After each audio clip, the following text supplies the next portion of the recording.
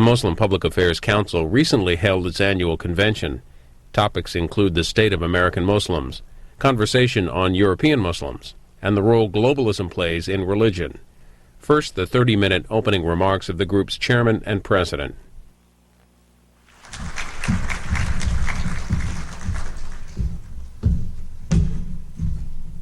Assalamu alaikum.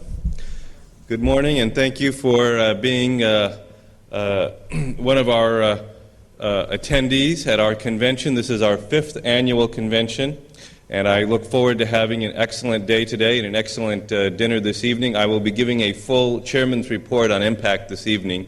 Therefore, my remarks this morning will be very limited. I would like to thank all of you for coming. I look forward to hearing all of the speakers. I'm sure that we will all very much enjoy this day. Thank you again, and I hereby formally open MPAC's 5th annual convention.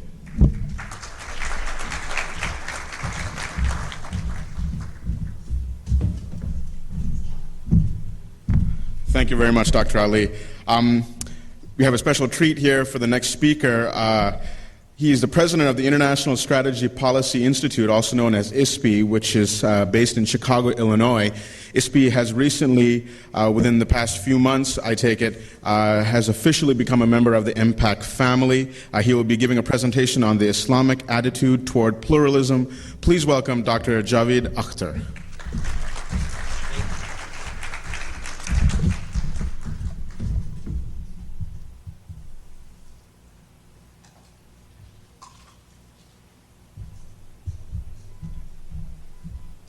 Assalamu alaikum. My name is Javeed Akhter, and I've flown in from Chicago last night, and I just negotiated with Edina that for each 100 miles that I flew in, I'll get 1 minute to speak. So it was like 1,716 miles. That's 17. I'll settle for 15 minutes. Okay. Again, thank you again for inviting me, and I think this union we have between ISPI and MPAC, I'm sure, will be productive for both groups, and I'm looking forward to it. So please join me in praying with me that this union will be successful, inshallah. Now, what I'm going to do is share with you some of my thoughts on how we can live in the society and how we can be productive. Now, I will only be stating the obvious when I tell you that we live in a country that arguably is one of the most culturally diverse and religiously diverse country in the world of 290 million. I'm also stating the obvious when I tell you that Muslims account for approximately 2% of this 290 million population. Of course, our friends at Fox would disagree with that, and they'll tell you that we account for only about 1/2 of 1%. I heard William O'Reilly say that just last week. And my response to him is, I'd like to invite you to one of my family parties. And I think if you'd come to one of my family gatherings, you'd realize I personally have 1 million relatives in the country. So I think his assessment would be way wrong. I think it's also true that most of us, those who migrated, came by choice. Like me, they flew in the economy class of 747. They did not come in the hold of a slave ship. Even though I must tell you, after having flown business class a few times, the economy class does feel like the hold of a slave ship, I think, many of times. But anyway, so we are here by choice, and we are about a small minority. And we have to figure out how to deal with that situation. We are a dependent minority. And we can take one of three approaches. One I call the Amish approach, where you could then seclude yourself completely and say, we are not going to interact with the outside decadent world, and we'll have we'll follow the tradition entirely, and we'll really not interact. And so you kind of live in Indiana. And interestingly, it just occurred to me, ISNA has its headquarters in Indiana. I know they were thinking of the Amish model. But anyway, so that's one approach. The other is we could mix with the entire community, the melting pot approach. And it's possible, my great-grandchildren would be saying, somebody tells them, your name sounds Muslim, they could say, yeah, my grandfather or my great-grandfather, I didn't know him, and I knew my great-grandmother. She used to pray in a funny way, she used to genuflect and throw her forehead on the ground. And it's possible that if we are not proactive in preserving our identity, our fate would be that we disappear. That's actually already happened. We know by historical precedent that the Muslims who came several generations ago, they actually have only Muslim cultural identity, just a name, but they're not practicing Muslims. The other thing we could do is we could say, well, we will be confident in our identity, and we'll be productive, and we'll interact, and so that people look at us as an example how a minority should really behave in this country. So when you have this dilemma, obviously, like any Muslim, I looked at some examples for inspiration. So how do I behave? And obviously I turned to the Quran and the Sunnah. And what I found was that I cannot control these from here, so from time to time I have to signal to my friend over there to change the slides because I don't have a computer here. But I turned to the seerah of the Prophet, and what I found was there was one phase in his life which applies to us very much, very directly. And I wrote a book on the seerah of the Prophet called The 7 Phases of Prophet Muhammad's Life. And what I have done in this book is try to analyze the different phases.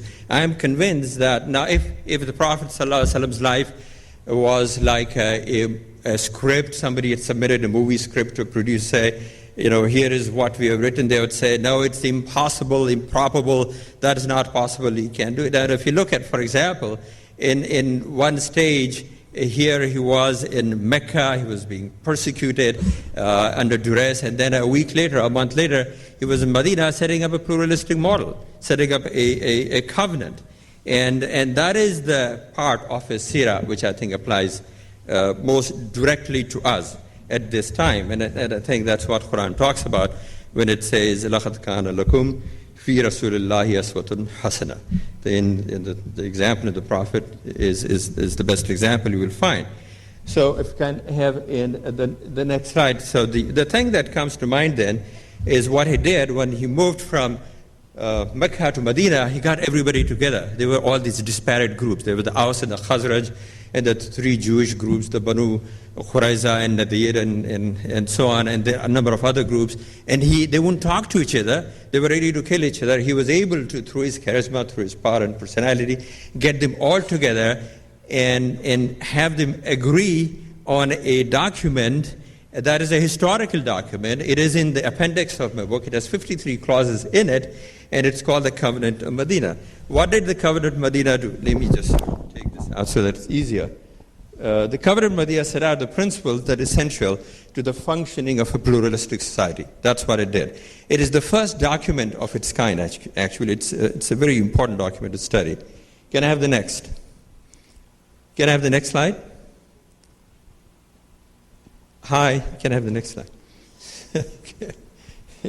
This covenant set out, it gave equality to all its citizens, and it said we accept the existence of different religions and different groups on an equal basis. Can I have the next?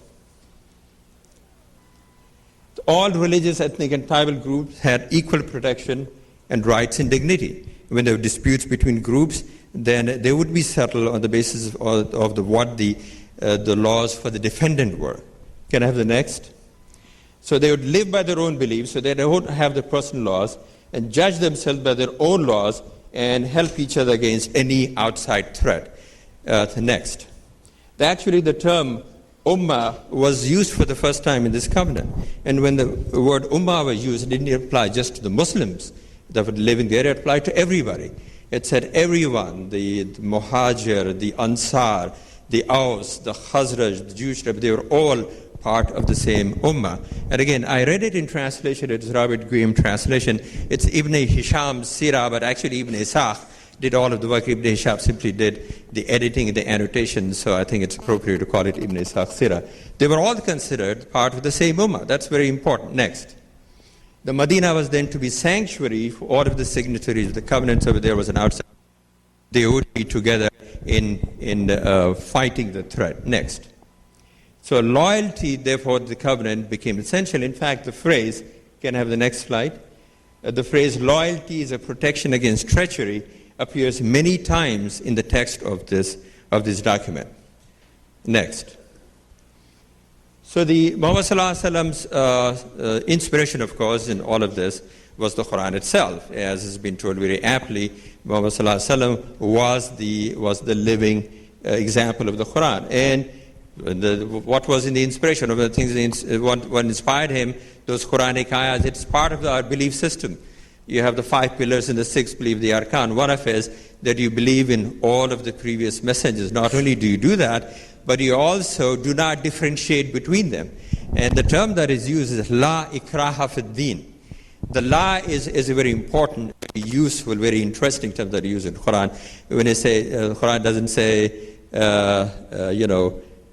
believe, it's just in the positive. So it uses what I call an emphatic negative. It would say, La ikraha fi din, La ilaha illallah. There is no God but Allah. It doesn't say there's only one God. It makes sure that you understand clearly that there is no, that concept, there is no God but God. Similarly, when it says, La ikraha fi din, it means the same thing. Then say, La nufarriqu bayna ahadin min rusuli. La nufarriqu bayna, can have the next. So, and it goes on to say, we make no distinction between any of them. La nufarriqu bayna ahadin min rusuli. I think we sometimes tend to forget. Next.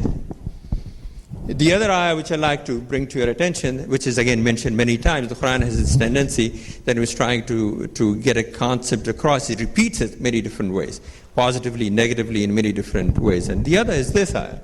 And again, inna lazina amanu walazina hadu wa nasara wa sabin, the hadu and the Jews and the Christians, the Sabians, the identity of Sabians has actually lost in the fog of history. They say, again it goes on to say, and those who believe, fear shall not come upon them, and neither shall they grieve. Next. Quran actually also tells us to celebrate diversity. Okay, celebrate diversity. So it says, Ya ayyuhan nasa, and then again it's Surah Hujurat, and it says, verily, and not only does it say that there will be different groups, it sort of is looking at it like an Olympics of the righteous. This is celebrate diversity, and the best among you would be those who are the most righteous. Next. And in fact, there is another ayah which I'd like the scholars in this audience to really ponder upon, and gives me pause and gives me, and it says again clearly, if we had so wished, if we had so wished, we had had a single ummah. And it is true, historically true, it's not a single ummah. We have, there are 20% Muslims worldwide, there are 2% in this country. The numbers may change a little bit, but I don't see any situations, any time in the future where it will be all one single ummah. Next. This sort of pluralism, which we had by the example of the Prophet, as well as the Quran, kind of charged the Muslim communities. You have the example of Spain, you have the example of many other communities in the world. Let me use a simple example from my own hometown of Hyderabad. When they built a university 150 years ago, a well-known university called Usmania University, Hyderabad had a Muslim king, a minority Muslim king, and a majority Hindu religion. He put up this building next, which had, this is the Usmania University building, and if you look closely, the first floor has Hindu arches and Hindu pillars, and the second floor has Muslim arches and Muslim pillars. And again, he had that pluralism in mind when he constructed this wonderful structure. So what are some of the caveats? Let me finish in a minute and a half. Caveats that if you're looking at religious pluralism, you can look at Islamic ideology or theology, if you want to call it that. It has been revolutionary and very vigorously pluralistic. It has suffered some dents because of various political reasons. But here you have an example. Next, if you look at civic affairs, how do you function in civil society? All you have to do is look at the seerah of the Prophet ﷺ and look at the covenant. Next, look at the covenant, study it, analyze it, and emulate it. Okay, I think we live in democracy. Democracy is the way where all of the world will be governed. There's no stopping it. But if you don't have pluralism, a democracy would be only an illiberal form of governance that can very quickly degenerate into minority. While we preach to others, next, we should also practice pluralism in our own masajids, in our own communities. I don't mean just allowing everybody to come and pray in a masjid, but I believe the governance for the masajids should be pluralistic, because pluralism really, in the ultimate analysis, sharing power. And my last slide, therefore, is that this gives me, this sort of a philosophy gives me personally the confidence in the framework to deal with society. It makes my own belief system strong and gives me strength. I can go in confidently and interact with others. And I believe this will provide the framework for today's colloquium as well. It's not a conference, actually. It's a colloquium where I have a bunch of scholars who will be telling us what is the best way to behave in this society. And thank you very much.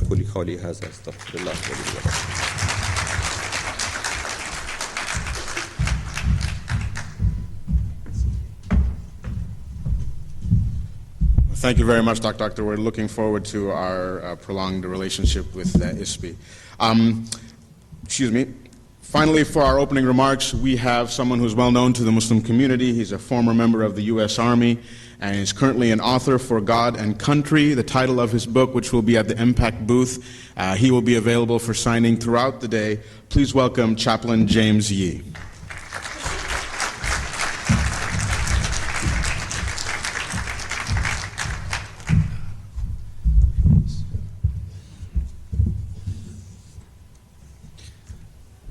Bismillah ar-Rahman ar-Rahim, alhamdulillahi rabbil alameen, wa salatu wa salam ala rasulillah, wa ala alihi wa sahbihi ajma'in. All praise is due to Allah, God the Almighty, and may His peace and blessings be upon the last Prophet Muhammad, his righteous family, his noble companions, and all of those who follow the path of truth, and God willing, that is all of us here today. First, I'd like to start by thanking MPAC again for allowing me to give a few remarks, and by thanking all of you who have come out here today to join this important conference and making this program a success. I applaud, first of all, the theme of today, which is examining our role in America. And this is important because I think that this theme is an opportunity for self-reflection, an opportunity for the American Muslim community to reflect on how we can better help meet the challenges that are facing our community and the challenges that are facing our nation. But it's also a theme that implores others.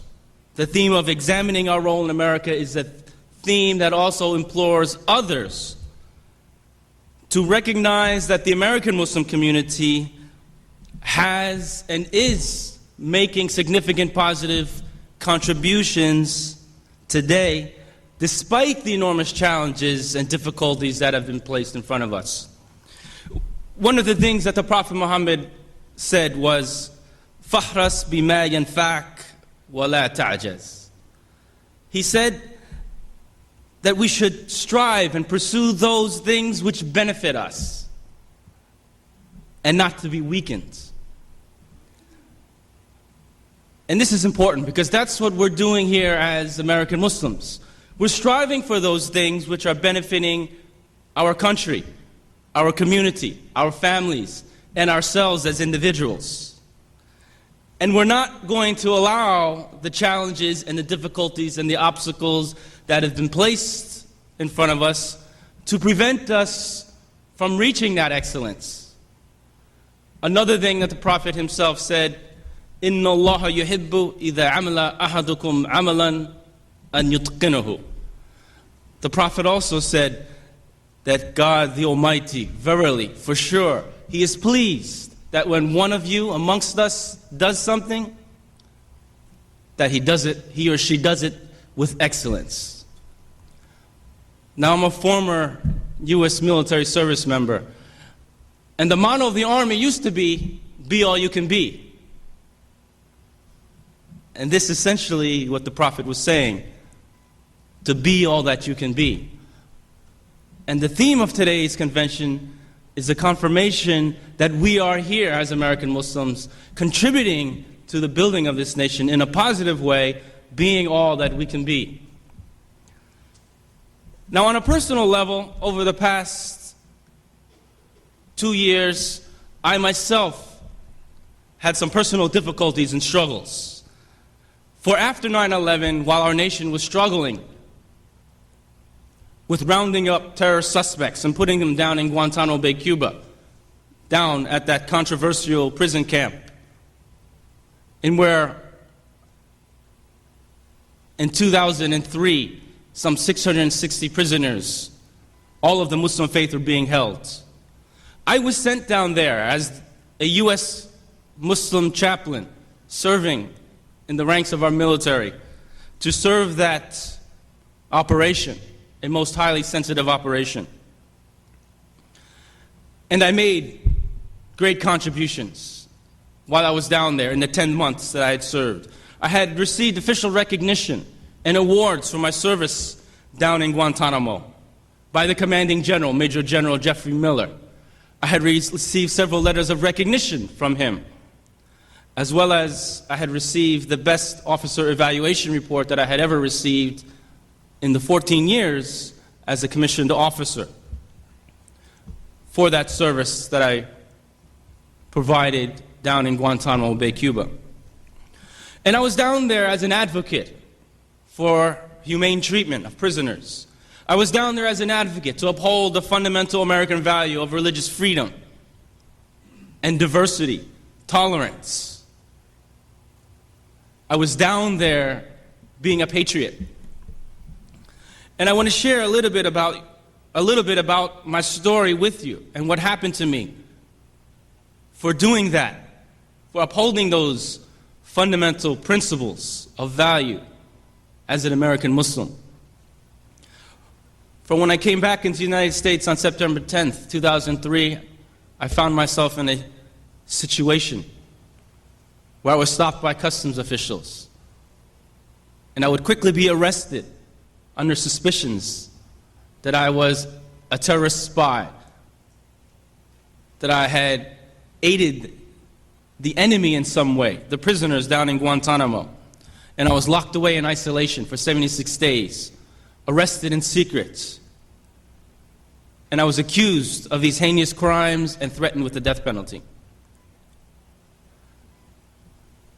Only after 76 days, when I was released from prison, and after a drawn-out pre-trial experience, finally, the military and the government came to the realization that they had made a mistake, and all of the accusations, all of the charges that were brought against me were dropped, and they disappeared. And I was reinstated as a Muslim chaplain back at Fort Lewis. But even in the midst of that difficulty which I was going through, I didn't allow me to stop striving for excellence. I didn't allow me to shake my moral responsibility as an American Muslim, as an American citizen, to continue to contribute in the most positive way. And what I did was, I simply stood up for justice.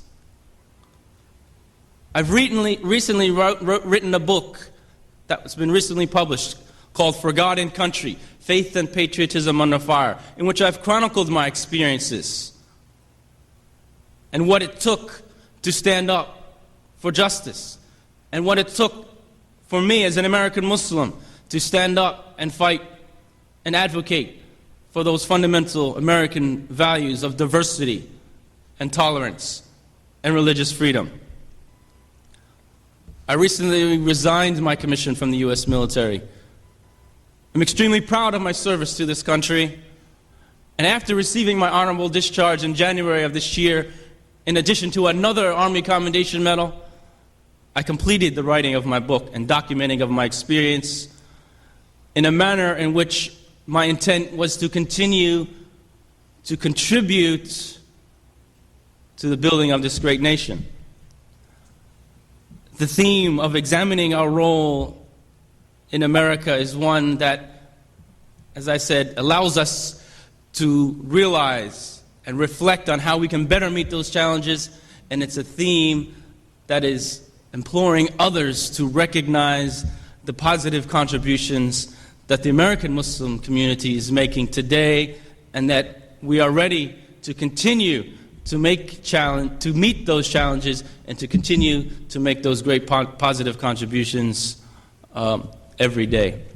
With that, I want to keep my comments short, and again, I thank you all for coming and allowing me to share some of my thoughts and give some opening remarks today. Jazakumullah khair. My name is Brother James Yee. I'm your brother in Islam and your brother in humanity. Assalamu alaikum rahmatullahi wa barakatuh.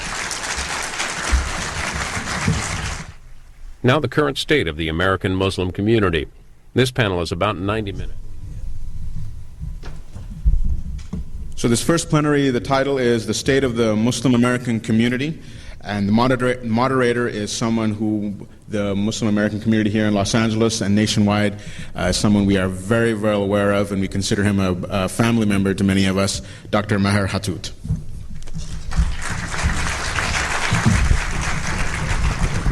Thank you.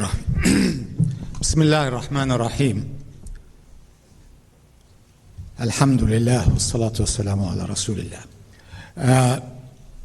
We are trying to keep a good tradition in MPAC to start on time and to end on time. And so I will delete my remarks, but I wanted to share with you my problems. How about that? Lately they say that I whine a lot. I have two problems. One problem with the panel. They are great speakers. So I will agonize to try to limit them to the very inappropriately short time that is given to them. But we will try to keep the time within the limits. You will forgive me, and I am sure they will forgive me. I'm sure about them, not sure about you. You will forgive me when I cut them short, if I have to. Also, when times to question and answer comes, I'll also ask you to be very concise. And if you exceed, we'll pull the plug, as we say in medicine. Okay. The speakers we have are very distinguished in different ways. I will probably start by Dr. Parvez Ahmed. Dr. Ahmed is the chairman of the sister organization CARE. As all of you know, they are doing a fantastic job in defending American civil liberties.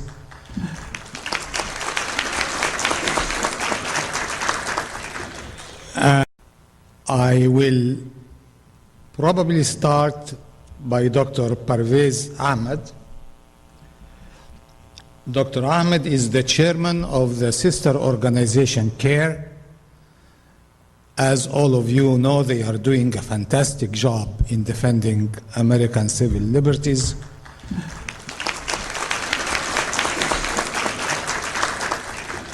And we share a harmony of work and synergism that I hope will become the model for different Muslim organizations. I will not go through the bio of Dr. Ahmed in detail. He is a researcher and a teacher of finance at the University of Florida. That explains the good money they have at CARE. He writes op-eds in almost every respectable journal, particularly in the West Coast, on the East Coast, and in the South.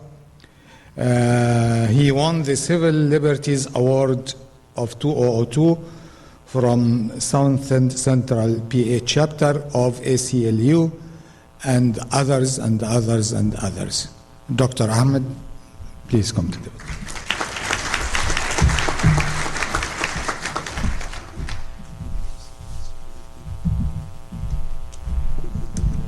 Bismillah ar-Rahman ar-Rahim wa salatu wa salam ala Rasul al-Kareem. Thank you to the Muslim Public Affairs Committee Council for inviting us to give a very brief remark over here. And my special thanks to Dr. Hathout for his exemplary leadership, not just of this organization, but to the American Muslim community. He has been an inspiration to many of us for many decades. And also my deep appreciation for this distinguished panel over here, and especially Dr. Sulayman Nyang, who his wisdom and his thought on this subject has guided us in also shaping many of the policies and programs that is not only part of CARE, but also part of many other Muslim organizations. Time is short, so I'll just touch upon the highlights of this topic. And the topic that I specifically want to address is American Muslims' integration and disenfranchisement. Over 1,000 years, the discourse, primarily in Europe and subsequently in America, has been to view Muslims as outsiders and Islam as the other. This attitude is despite the fact that for 700 years, Muslims had a civilizing presence in Andalusia or Spain. And this despite the fact that Islamic Spain was multicultural even before the word multicultural was invented. And this despite the fact that there was an exemplary convivencia between Muslims, Christians, and Jews, managing not only to get along with each other, but actually creating one of the most brilliant civilizations for ages. And this despite the fact that Muslim contribution played a significant role in creating the civilization of Europe that at its heights matched the Roman Empire and the Italian Renaissance. All of these facts are true, but given all of this, the unfortunate fact is that Islam and Muslims remain in Europe and in America embedded in stereotypical assumptions and misguided pronouncements regarding beliefs, attitudes, and customs. The contemporary reality suggests that Muslims can no longer be viewed as outsiders. A substantial Muslim presence in the West, combined with the unstoppable forces of globalization, require a new paradigm for engagement. We can no longer talk about Islam versus the West, but rather use a new frame of reference, such as Islam in the West or Islam and the West. Rather than be viewed as cultural insiders, the Muslim presence must be embraced as culturally enriching and economically benefiting. And thus, at the very onset, we need to debunk Samuel Huntington's premise that there is an intrinsic clash between Islam and the West, and his thesis of Islam's so-called bloody boundaries. Because these expositions of Samuel Huntington are simply, in our view, an errant reading of the realities. As Graham Fuller and Ian Lesser in their book A Sense of Siege very aptly portray, that Islam as a faith is not on a collision course with the West. And we also need to draw attention to the fact that Islam is not any monolithic entity. Islam does not constitute a single entity. There is a tremendous diversity and pluralism that Dr. Akhter talked about in his opening remarks that has to be addressed and acknowledged not only in our own interaction with each other, but also with our interaction with the rest of the world. Muslims from the very dawn of civilization, or the very dawn of Islam, has lived in harmony within large multicultural societies.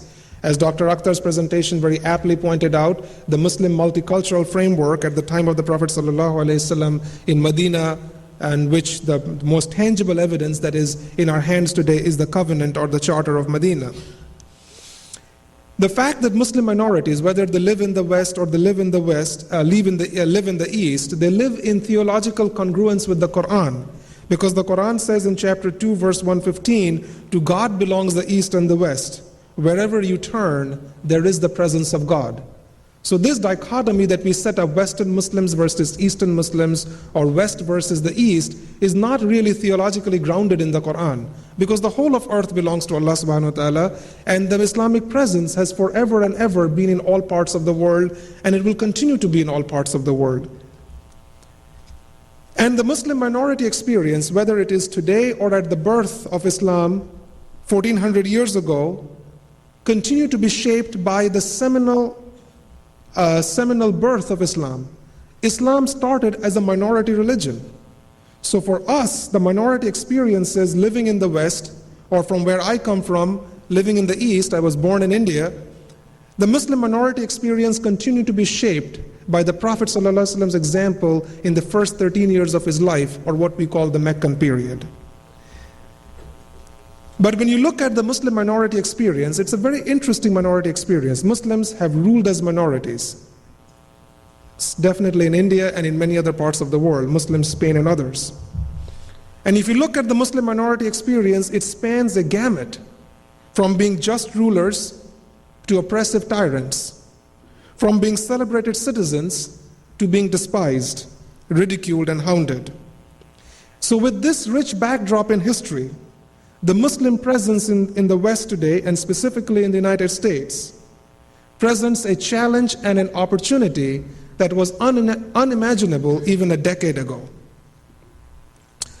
The American Muslim community, as we all know, has seen remarkable growth, from one congregation in the mid-1920s to over 2,000 congregations or organizations of various functional types at this point in time. The American Muslims are experiencing life as part of an increasingly globalized system. All indications suggest a growing momentum among Muslims in favor of integration into America's civic and political life. Mainstream Muslims consider core American values to be consistent with normative Islam. Chief among these are the norms to hard work, entrepreneurship, liberty, civilian control of the military, clear institutionalization of political power, a diffuse process for making public decisions, a functional civil society that gives voice to competing interests within a country. The American Muslim community is unique in its diversity. 36% of American Muslims were born outside the United States, while 36% of American Muslims were born in the United States, while 64% of us come from 80 different countries. No other country in the world has this rich diversity of Muslims.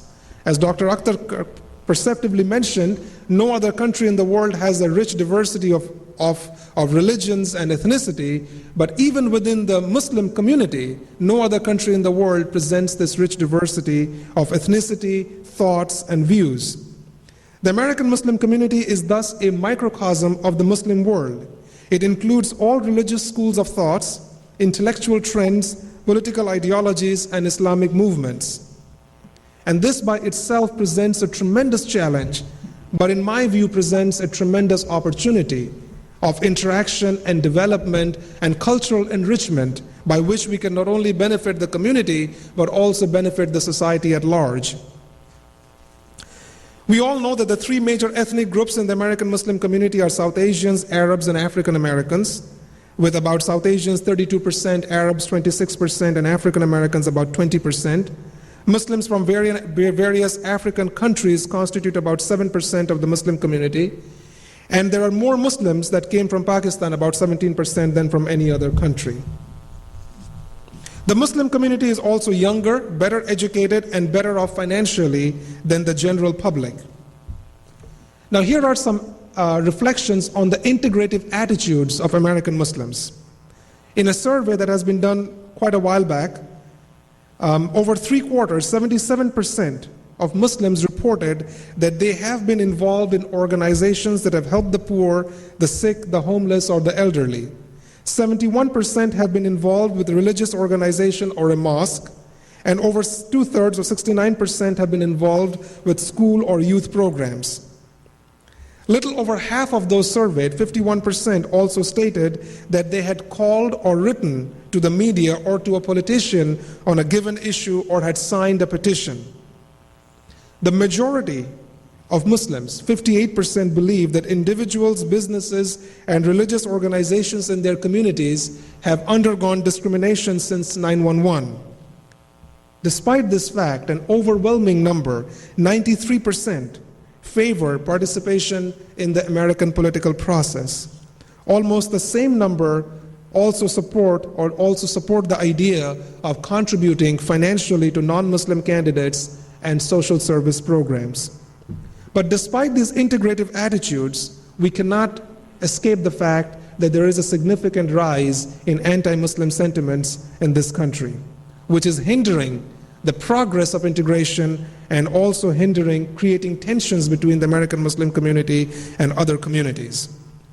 We know these facts, the rise of anti-Muslim sentiments in this country, the Pew Foundation poll showing that almost 4 in 10 Americans have an unfavorable view of Islam, the ABC News poll that shows that the public's attitudes towards Islam is becoming increasingly hostile. 14% after 9/11 believed Islam encourages violence. Today it's 34%.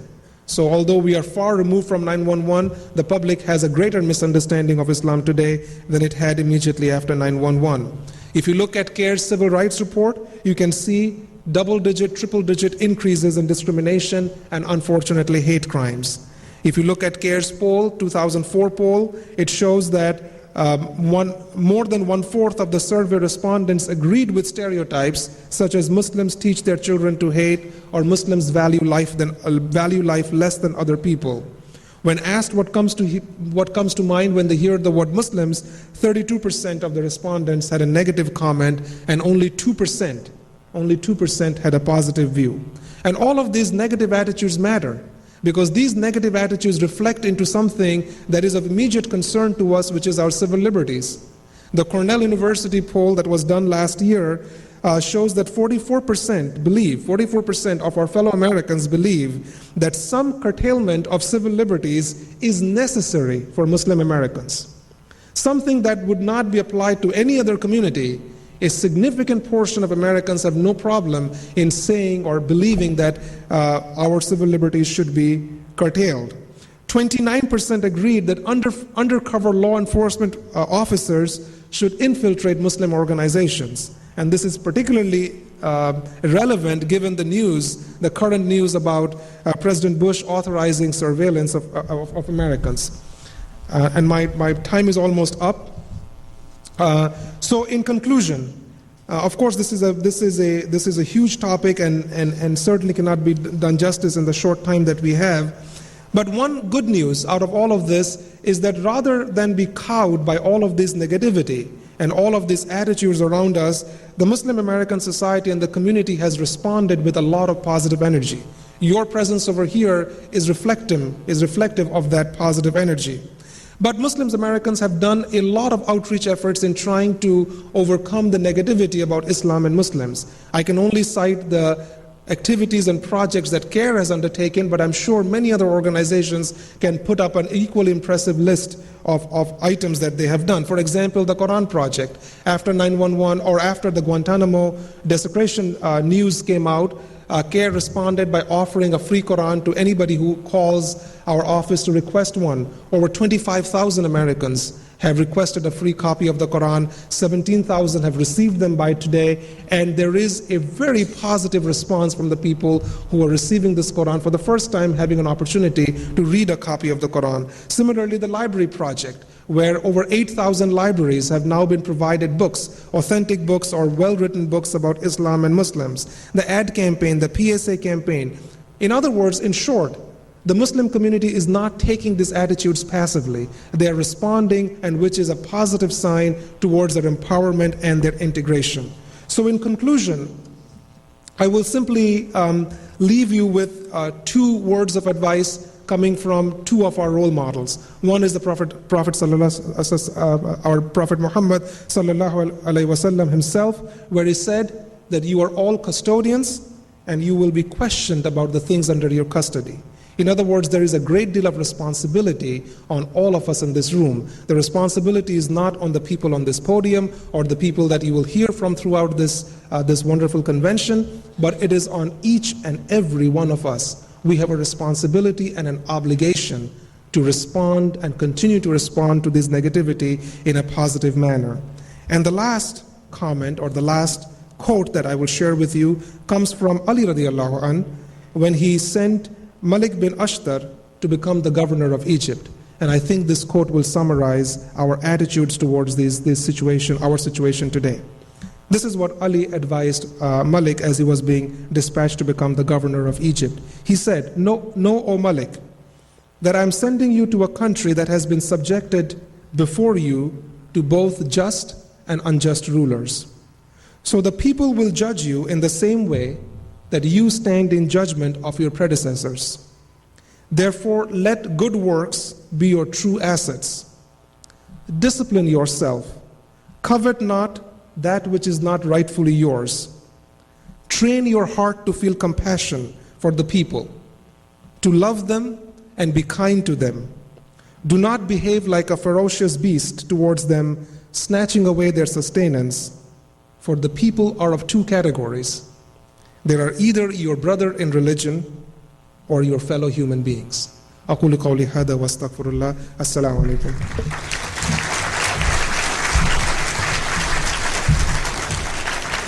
Thank you very much, Dr. Ahmed.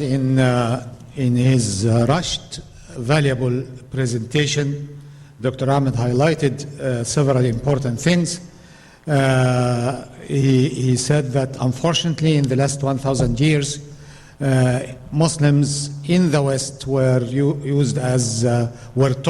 perceived as the other.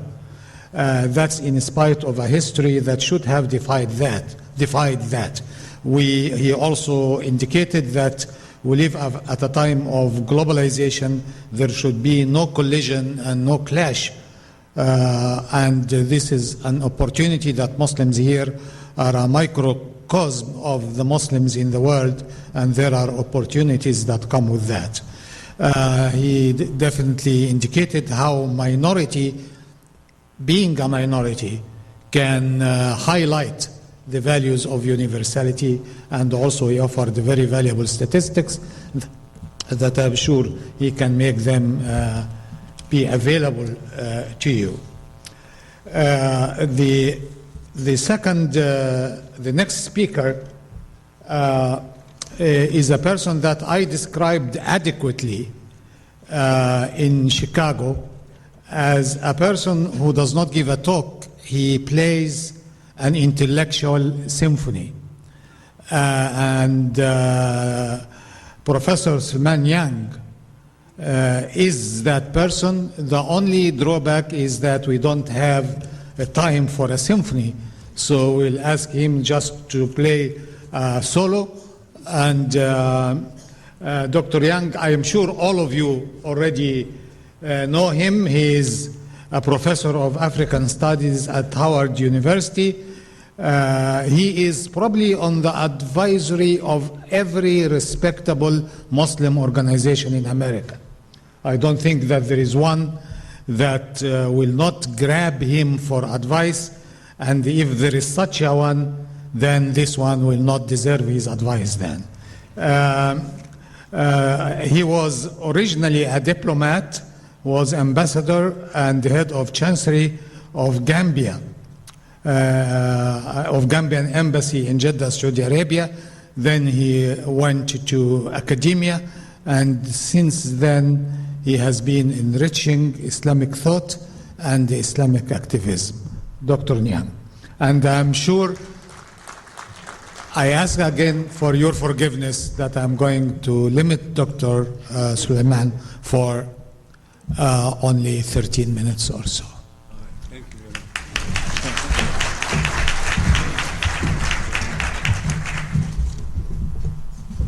أعوذ بالله من الشيطان الرجيم بسم الله الرحمن الرحيم والصلاة والسلام على رسول الله أشهد أن لا إله إلا الله وحده لا شريك له وأشهد أن محمدا عبده ورسوله. Assalamu alaikum. And greetings to all of you who are not Muslims but are friends of Muslims and you are here. I will say good morning to all of you. It's a great pleasure to be here in the company of my colleagues at the table here.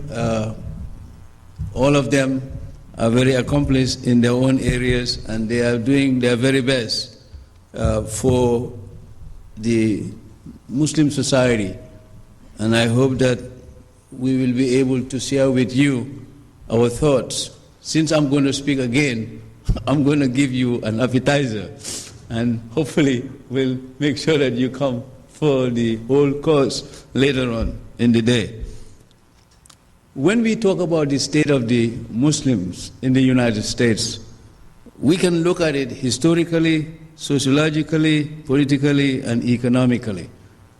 You have heard from the chairman of the board of CARE, which is one of our primary organizations in monitoring what is happening to our community. So when he gave you his report, he's giving you a state of the union for Muslims. Just like when you hear at the end of this meeting the proceedings of all this presentation from MPAC, you will get a state of the union of the Muslim community within the American society, something that our political leaders do every year to tell all of us Americans, where are we and where are we going? So let us now look at the historical record with regard to the Muslim community here. I think the Muslim community was sailing along very well before 9/11.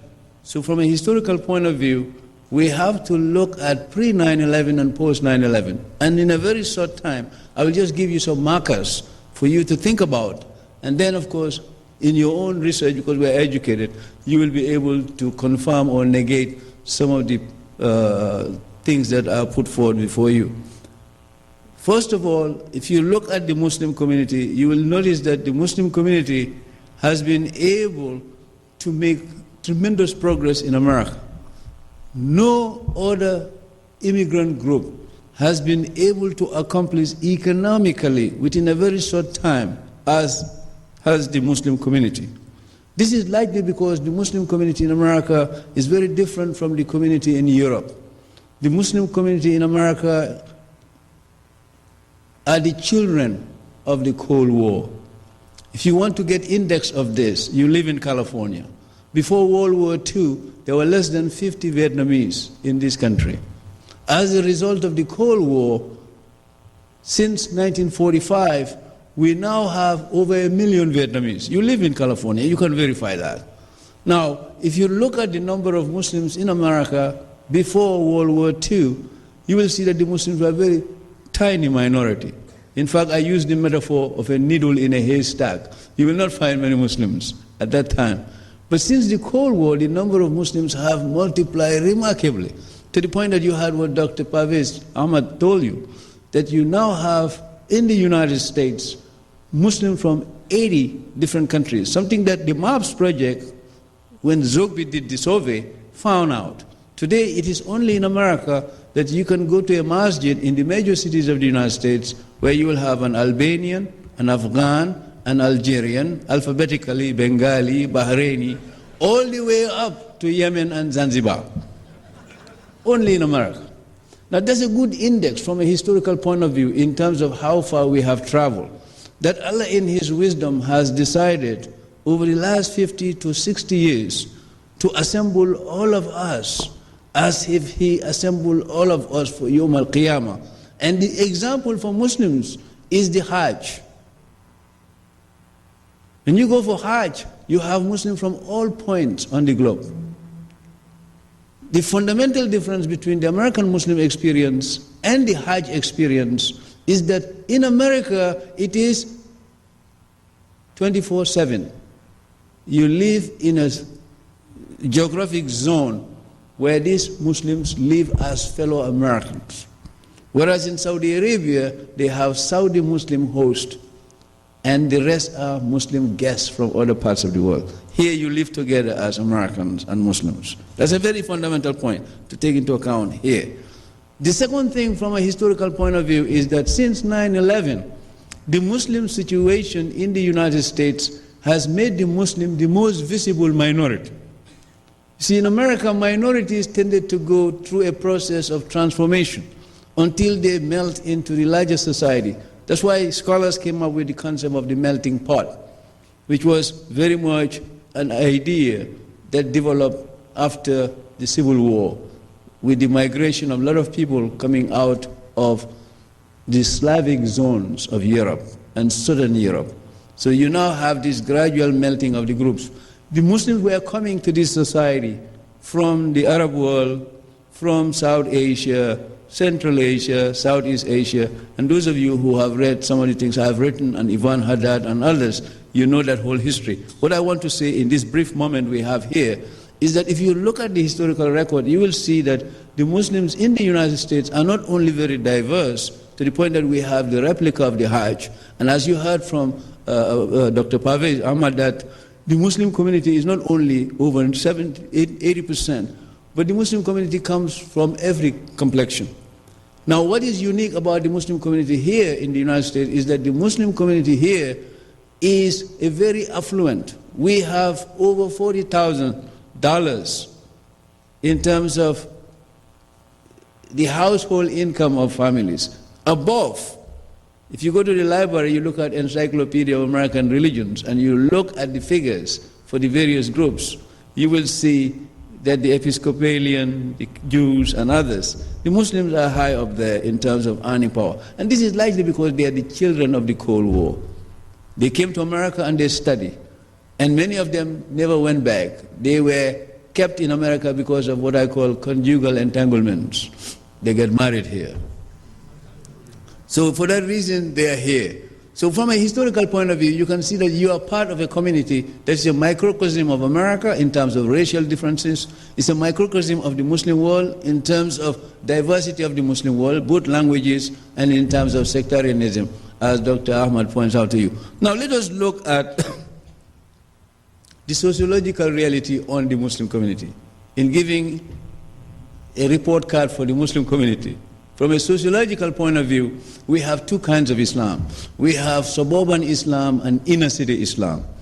Inner city Islam predated suburban Islam in the sense that inner city Islam goes back to the founding of the Moorish Science Temple and the Nation of Islam. These are scholars will call them proto-Islamic or Islamized, not Islamic religions.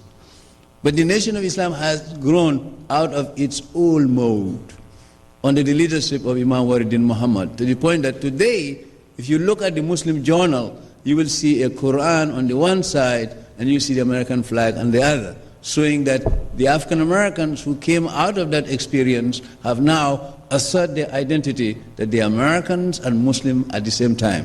Whereas under the old Nation of Islam, it was a system-challenging group. Now what has happened is in the inner city of the United States, you still have Muslims, whether they are of the old Nation of Islam under Farrakhan, and they are gravitating towards Orthodox Islam, they're still on the way. And then you have the Nation of Islam that has been changed by Imam Waridin Muhammad. So you can see from a sociological point of view that there is still inner city Islam with regard to those groups. And you have a number of subgroups under that category. We don't have time to go for that, given our reality. But then you have suburban Islam. Suburban Islam is the result of the success story of Muslims. Muslims came to America and they became doctors and engineers, to the point that in certain parts of the United States today, you find like number of Muslim scientists and doctors and engineers and businessmen. And one good index that the Muslims have arrived, and Dr. Akhter, my friend Dr. Javeed Akhter spoke as a leader of ISPI, and how ISPI is now very much working with MPAC. You can see that now what you find is that you find in places like Chicago, Muslims are not only organized in terms of establishing institutions such as masajids, Islamic centers, schools, businesses, halal restaurants, and all the others. But you are now beginning to see that Muslims are now also beginning to assert themselves as Americans, and they're feeling secure.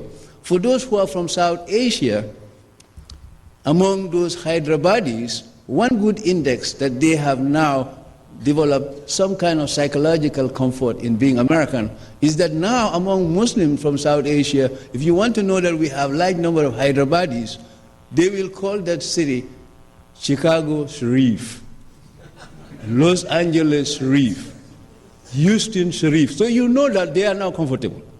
And you can see that among the Iranians, to the point that Iranians who live in Los Angeles, and you know this very well, you live here, the Iranians who live here, they will call this place Tehrangeles. That's how they call it. If you're an Iranian, they call this place Tehrangeles. Ask your Iranian friends, they tell you, this is Tehrangeles. Because they're feeling comfortable in Los Angeles, to the point that they see the second Tehran, Tehrangeles. Now, the reality is, when you look at the community, you see that the Muslims are now beginning to establish themselves very well here. They're beginning to feel comfortable in America. The other point I want to raise with regard to economics is that if you look at the economic situation among the Muslims, you can see that we have a tale of two cities, Muslims living in suburbia and Muslims living in the inner city. Now, one major challenge for Muslims, and this is something that the President of the United States would do with regard to the country when he gives the State of the Union, and of course the leaders of all these national organizations, whether they are Catholic, Jewish, Protestant, or others, they also try to see where they have gone through. Major fundamental sociological economic challenge for the community is to build a bridge between suburban Islam and inner city Islam. Scholars have studied these two communities. You know, like you have a doctoral dissertation that came out as a book talking about Chicago as Muslim Medina. So, I mean, Chicago as a Medina for the Muslims. So I think what we have to recognize at this juncture in our history is that the inner city Islam and suburban Islam must be bridged, and that bridge has to be done by organizations such as MPAC, ISNA, IGNA, and all the others. They have to see this as a challenge. The last point I want to make is a cultural thing. When you look at the situation now for Muslims, in spite of 9/11 and in spite of the Patriot Act, Muslims are still making progress in various aspects of American society. There are problems. You know, we just have one of our colleagues who are supposed to come from England having a problem over there. So that means to say the problem, we haven't really gotten out of that dragnet yet. But the reality is Muslims have made tremendous progress. So if you look at the situation from a historical point of view, sociological point of view, economic point of view, and cultural point of view, what you have to recognize is that the Muslims are now beginning to impact the English language, to the point that now Muslims, just like the Jews, are beginning to imbibe into English certain words like halal. You see, so Muslims would like to go to baseball and they would like to attend football. But if they can get halal, they would prefer that when they go to the baseball. Some Muslim entrepreneurs would be selling halal hot dogs. But if they cannot get that, they'll get kosher. Now, what is beginning to happen is that the Muslims in America are also beginning to impact the English language, to the point that some of the young creative Muslims, such as our comedians, are beginning to make humor very much part of American reality. And they're also beginning to inject into their humor certain terms that are coming from various Muslim languages into the English language. And this is how you begin to get American society to approve. To the point that, as I always tell some of the students, this story I encountered when I came here at UCLA many years ago to give a lecture, talking to some Arab kids and some Muslims and from Pakistan and others, white Americans and African Americans in the audience. I was saying to one of the kids that you can piggyback on the other student. And then all of a sudden he said, "No, Dr. Nyang, you should not say piggyback, you should say camel bagging." So you can begin to see how language is beginning to be changed by Muslims. So in this regard, what is beginning to happen in our community is that if you make a State of the Union of Muslims, you can see that politically the Muslim community is making some progress under very difficult times. And this is a job that politicians in the country are trying to deal with. The American Civil Liberties and many other groups that are concerned about rights and liberties of fellow Americans have been very active in this regard. CARE has been very active, and Muslim lawyers have organized themselves also to respond to this challenge. From a historical point of view, one thing that has to be recognized is the fact that studies done by MABS studies done by the Center for Christian Muslim Understanding, studies done by CARE, because we have one of our colleagues there in the research department who came out with a book on Muslims in America, and of course giving a progress report on the situation.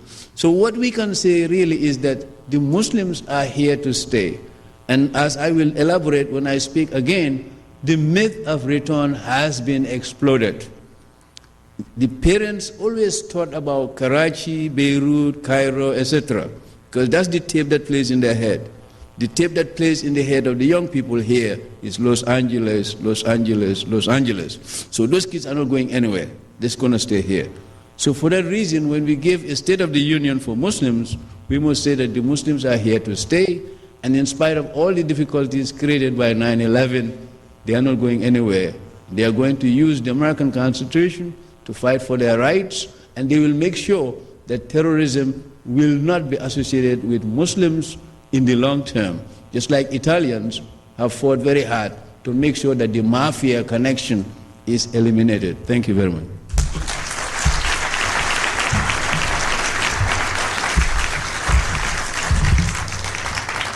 Yeah, I told you that my job is not easy. It is even going to be more difficult with the next speaker, Edina Lekovich, one of our own, because when I cut short the other speakers, they will travel.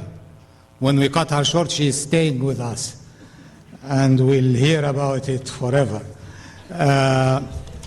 I am so delighted to introduce Edina to you. Edina is very much enjoying being on the panel because she had an opportunity to sit down.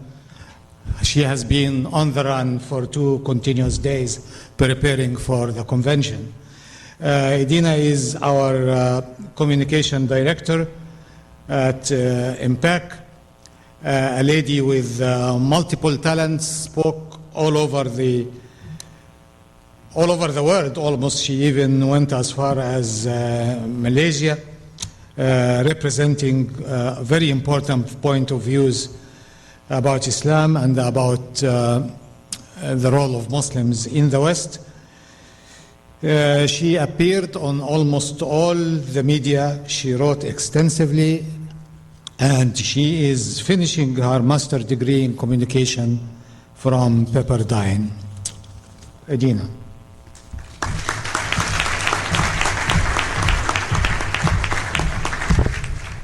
We are giving Edina 2.5 minutes. That sounds about right. Assalamu alaikum. May the peace and blessings of God be upon you. In the name of God, most gracious, most merciful, it is my task today to deliver the State of the Union for the American Muslim community, for the youth in the American Muslim community, in a very brief 12 minutes.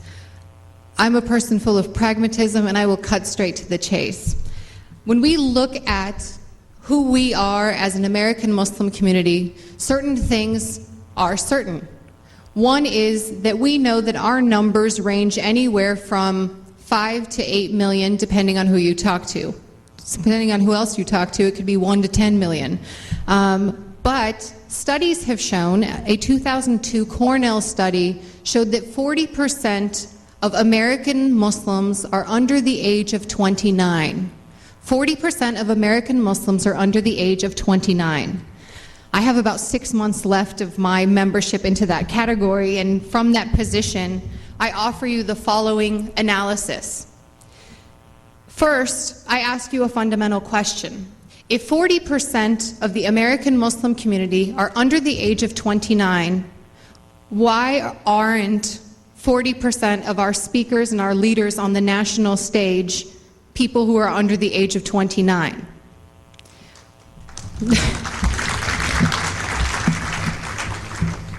The youth in our community today deal with fundamental and conflicting issues of identity, of Islamic education, and of questions of civic participation. They face a number of conflicts that have been only further exacerbated by 9/11. We are truly the 9/11 generation. not only those who are in their 20s and 30s and 40s and so on, but specifically those who are in the K through 12 educational system and who are in college. They are on the front lines of representing our faith, our faces, and our voices to the broader community. What they say, how they view themselves, and where they see their role within their nation will define how their colleagues, their peers, too will see Islam and the future of Islam in this country. That's a heavy burden for a very young population and a very ill-equipped senior population. And I say ill-equipped in the sense that we are dealing with a variety and a plethora of cultural issues that can destroy us if they are not addressed head-on. And unfortunately, what we see sometimes in our own community is that these issues are sometimes too hard, too sticky, too complicated, too gray to deal with head-on. So instead, they get swept under the rug. You know, in decades past, when I was growing up, it was, you know, questions of dating, questions of alcohol. Those were simple questions compared to, are you an American and a Muslim simultaneously? How do you view Islam on the international stage? What does jihad mean to you? The kinds of questions that we are now dealing with are so complex and so challenging to a young psyche that we can no longer afford to ignore them or to put them off. And unfortunately, I believe that that's what we have done for far too long, and that really needs to change. Our Muslim community can be roughly divided, and this is a division of convenience rather than of intellectual vigor, into two categories. The first that I would describe is that of the immigrant Muslim, the children of immigrants. The second that I would describe, or that I would categorize, would be the children of indigenous Muslims. And then there's another third category, which is the convert population, and that fits within both categories, depending on how you look at it. I will focus on primarily today the issue of the immigrant Muslim youth, not as a way of sidelining the issues of indigenous Muslim youth, but to point out that where we have the most to gain and the most to lose right now is with the immigrant youth, because they, frankly, fit the profile. When we look at what has happened around the world and all of the violent actions and the extremism that have been attached to the name of Islam, they have been created and characterized by the face of immigrants. They have not been characterized by the face of indigenous, African American, Latino, other groups that make up an important segment of our community. So for that reason, I focus on this population. Because what does it mean when you fit the profile? I had interns this summer. We have a year-round intern program. Every time a new batch comes in, I look at the young men who come in and I say, what does it feel like to fit the profile? What does it feel like when you walk down the street and you have a beard, or you have a kufi, or you have dark skin, or you are noticeably Muslim? Even though I wear hijab, it's not the same for me. Muslim women aren't seen as a threat, they're seen as oppressed. What's put upon me is different than what's put upon young Muslim men, particularly after the London bombings, which highlighted, or I should say, that galvanized this suspicion that homegrown terrorism could take place here. Within that notion, immigrant Muslim youth, when I talk to them across this country, say that they find themselves truly in a catch-22. They find that when they're here in the US with their families, where they've grown up in their natural habitat and surroundings, that they are not viewed as being fully American. And when they're in their parents' homeland, visiting or spending extended periods there, they are viewed only as American, or they are not being viewed as being entirely of that place.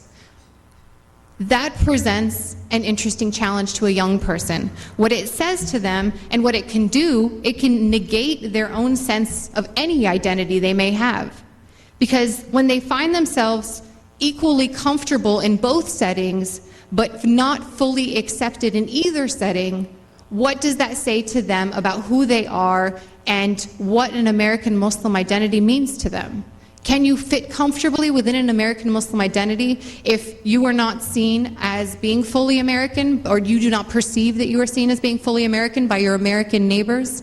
And if you do not think that you are fully perceived as being, in my case, Montenegrin when you go to Montenegro? That presents what could be not only a cultural clash, but a psychological clash. With this background, one of the projects that MPAC did after the London bombings was we aimed to understand, rather than to describe prematurely, the sentiments of American Muslim youth. So what we did was to conduct a survey during the ISNA convention in Chicago over Labor Day weekend. We polled 200 young American Muslims under the age of 29, which fell within the parameters of what Cornell told us. And we asked them questions that focused on these three key areas: the issues of Islamic education, where do you get it, what counts, what matters more than another, the issues of, excuse me, my mind went blank, the issues of identity, how do you see yourself, how do you define your own identity, and finally the issue of civic participation. Does it matter? Is it necessary? What does it mean to you? In this process, as we conducted this survey, or as we analyzed the results of this survey, we found some very interesting results, and some that frankly surprised us as well. Foremost among those is that in the area of Islamic education, we found that these youth between the ages of 15 and 29 said that in the area of Islamic education that they received the most part of their Islamic education from a mosque setting. 69% said that they received their Islamic education from their mosque or their home. So it's within that private circle. And then interestingly, 68% said that they believed that the jurisprudence, the fiqh, the Sharia that is developed in the US by Muslim scholars is just as legitimate as the Sharia, the fiqh that is developed in the Muslim world. I think that that is a very promising statistic. It says to us that our young people see that what comes out of American Muslim scholars is just as legitimate as what comes out of other parts of the world. That shows a sense of acknowledgement and of empowerment. On the question of identity, and this was the central finding of this study, and it really raises more questions than it presents answers. But the central finding of the study was that on the question, do you feel a conflict between your American identity and your Muslim identity, we found that 56% said that they felt no conflict between their American identity and their Muslim identity. That is both promising and troubling, because we're just over half. And when we further analyzed these results, we found that fewer females, 41%, than males, 52%, felt conflict between their American and their Muslim identities. So that goes right back to what I was saying in terms of young Muslim males fitting the profile. If you fit the profile and you see if you believe yourself to be viewed in a certain way by the broader society, that of course impacts whether you will claim your American Muslim identity, fully or half-heartedly or not at all. Further on the notion of identity, 70% of these young people said that they noticed significant hostility toward Muslims in the general American public. 70% of them. And again, when we look at K through 12 and college settings even, we find that this is true because we're seeing a rise in hate crimes and hate incidents in these sites. The most vulnerable among us sit within this age bracket. And we have to ask ourselves, what are we doing to serve them? To serve them, not to fix them or to alter them, but to serve them and to help them grow and fully embrace who they are. On the question of identity, another interesting thing that came up is that we found that the younger respondents, the 14 to 18-year-olds, reported more identity conflict than the older respondents, who were 25 to 29. So it really, again, points to the importance of us paying more attention to the youngest among us, because they are the ones who are the most vulnerable, and they can't be left to figure it out on their own. Mentorship programs are necessary, cross-generational projects, things along those lines. Finally, on the question of civic participation, this was really interesting because in no other aspect of this survey did we see an overwhelming yes or no response to any question or a strongly believe or anything else. But on the question of civic participation, a full 99% said that they believe that national Muslim organizations should, quote, engage in dialogue with government and the general American public to get our rights. Another 94% said that Muslims should be involved in the American political process even though they may disagree with the government's foreign policy. A full 94%. While we rage on in our communities about whether politics are necessary, whether we should vote, what all of these insecurities, these hesitations, our young people are charging ahead. And we have to learn to keep up the pace. We have to learn to match our stride with theirs, because they are moving faster in terms of integration, in terms of fully embodying their American Muslim identity than is the broader American Muslim population. Within this context, when you look at this survey, and it's something that we are now looking seriously at in terms of finding ways to really address the challenges of young people. One thing that happened after London is that, I have 2 minutes left, is that Muslim student leaders from MSAs across the country pulled themselves together and issued a condemnation of the London attacks, because they saw that these were homegrown terrorists and the link was clearly made to themselves. If we are to assess where we are as a Muslim community, and if we're really doing a State of the Union here, I think the central theme in that State of the Union is that this isn't the time to wake up. We've woken up, all of us, some of us more than others, where the questions before 9/11 in terms of engagement, in terms of Islamic education, these central questions were a lot fuzzier. They were luxury issues. Now they are the central defining issues within our community, and particularly for our young people. That cannot be ignored. The final thing I want to leave you with is something that I believe to my very core. Yes, Muslim youth are facing myriad challenges. They're facing myriad conflicts. They're facing a number of questions that we don't know yet how to deal with, and they may not yet know how to ask. But these Muslim youth are in the best position to help themselves and to advance the cause of not only our American Muslim community, but the global Muslim community. And this is why I believe that is true. These young people who are not fully accepted as being American by their fellow Americans, not in every case at least, and who are not fully accepted as being of their homeland, have in common between each other, their lowest common denominator or even their highest common denominator is two factors. The fact that they all grew up here in America and they see their future in America, and the fact that they are all Muslim. So the question of whether we claim an American Muslim identity, it's a moot point. We are all American, we are all Muslim. Whether you choose to put a hyphen or a plus or a minus between those two words, those are facts. And we have to embrace those facts. And I think that something that Martin Luther King once said that is not commonly spread or isn't commonly known to be attributed to him speaks directly to the situation of American Muslim youth. Martin Luther King said, "Human salvation lies in the hands of the creatively maladjusted." Human salvation lies in the hands of the creatively maladjusted. I believe that American Muslim youth are the creatively maladjusted. We are working in a set of circumstances, a set of parameters, a set of challenges that are unlike any that we have faced in the past as a community.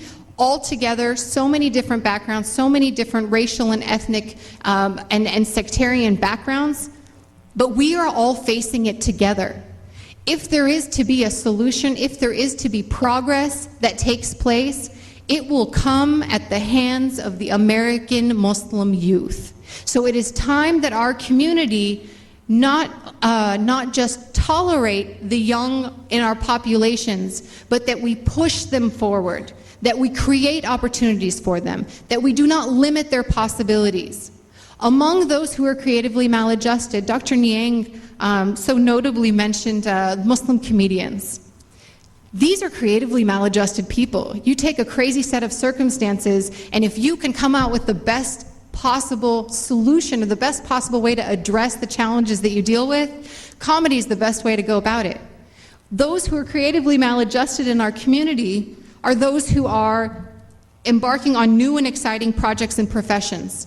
They are comedians, they are actors, they are journalists. They are heading in new and interesting territory.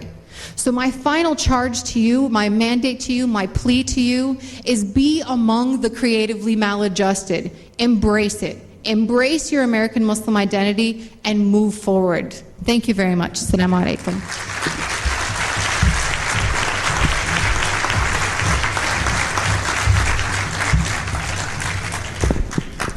Thank you. Gina will speak about this maladjustment later. We'll have an office meeting soon after this. The next speaker is a friend of mine personally, and I'm honored, a friend of the Muslim community, and a friend of all the communities who are potentially subject to injustice. And she lived loyal to that friendship in the most elegant and successful way. Constance Rice is renowned in her unconventional approach to tackling problems of inequity and exclusion. She works in a very creative way, well adjusted though, with the LAPD, for example, supporting them and at the same time exposing police brutality with no hesitation, supporting them when they do good and correcting them if things are not in the right way. The lady had more than 50 awards. She co-litigated class action civil rights cases, winning more than 1.6 billion, this is a B, billion in policy change and remedies during her 9-year tenure with NAACP, Legal Defense and Educational Fund. A very special person, and the MPAC is honored that she is a member of the family of MPAC, and we are honored that she is here. Constance Rice.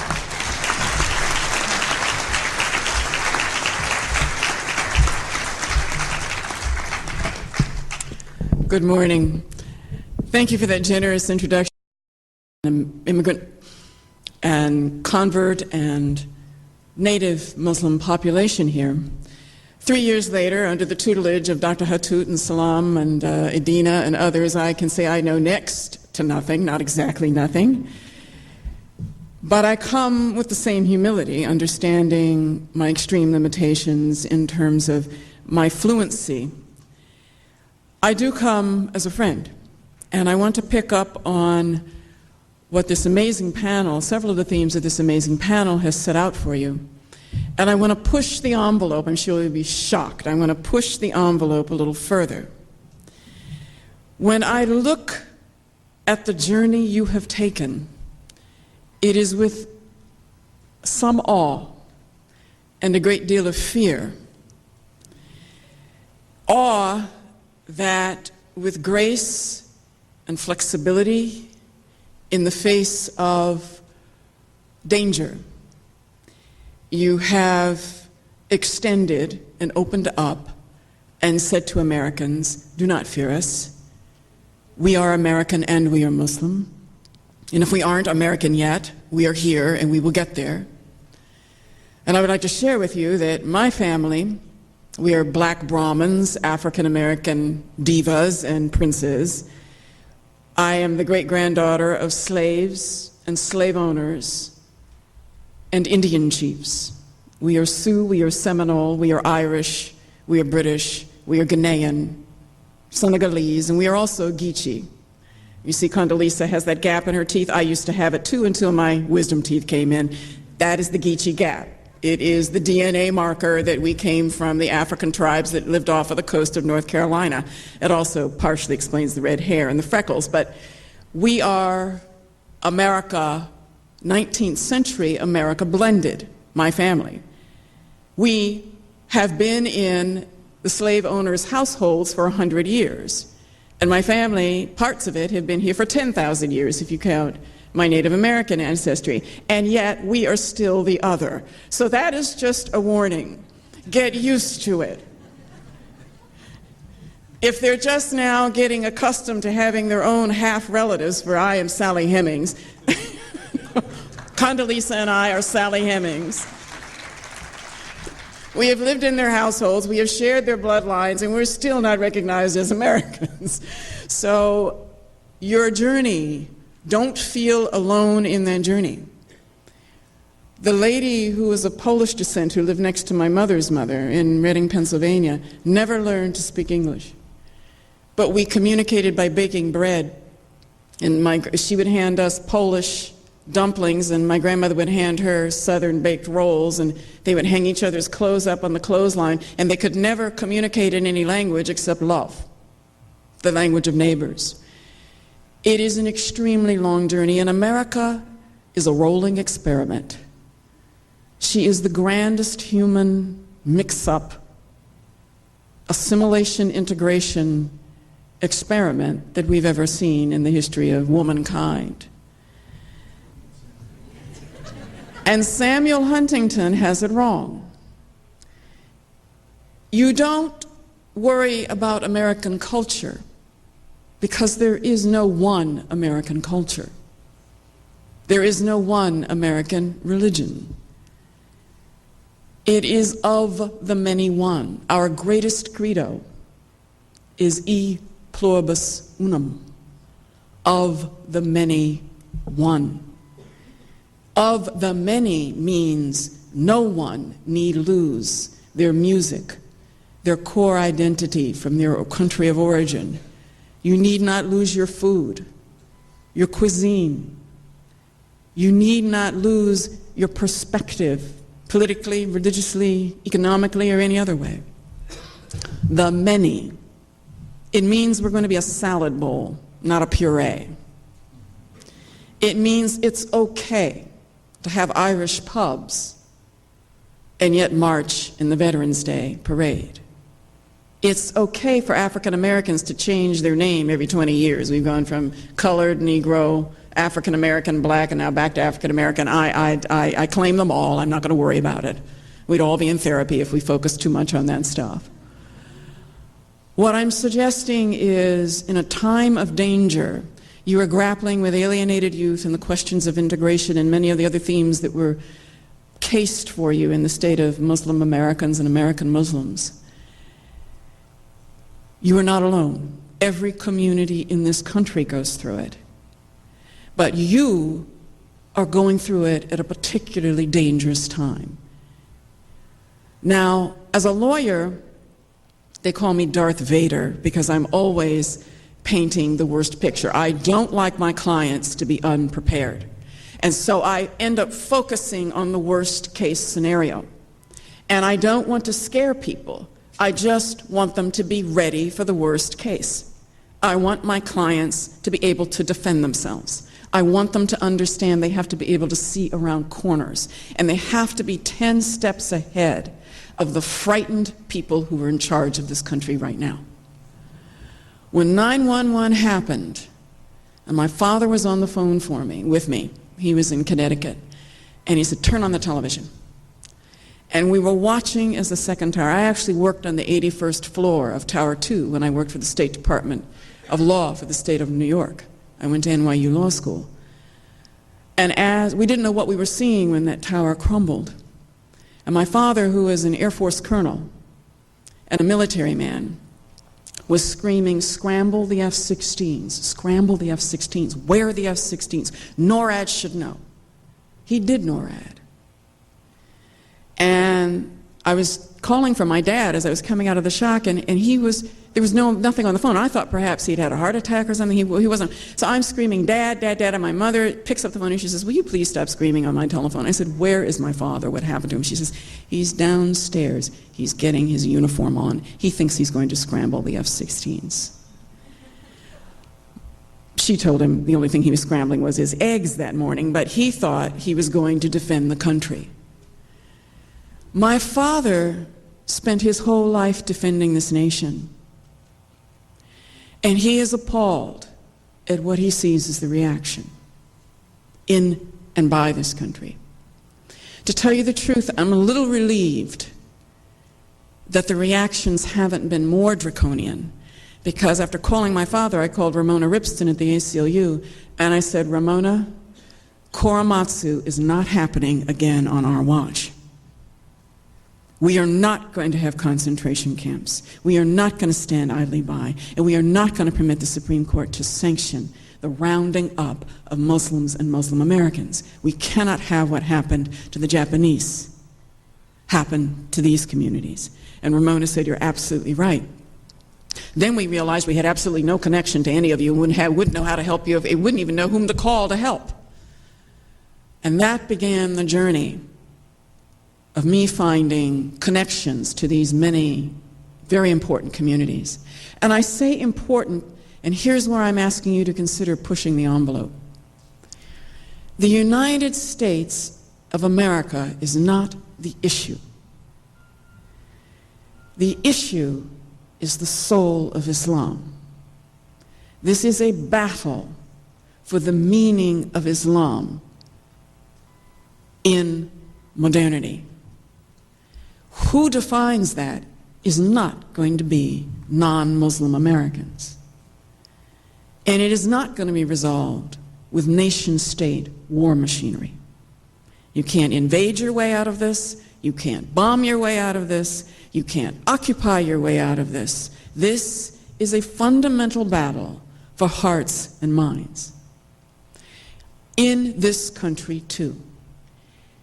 Because getting back to my point that it is not a battle of cultures, the United States of America is a cauldron of cultures. There is one credo. It is a credo of liberty, freedom, responsibility. It is a credo of equality and equality of opportunity. We are Americans because we believe in that credo. We are not Americans because we are Christian or Muslim or Buddhist. We are not Americans because of anything else.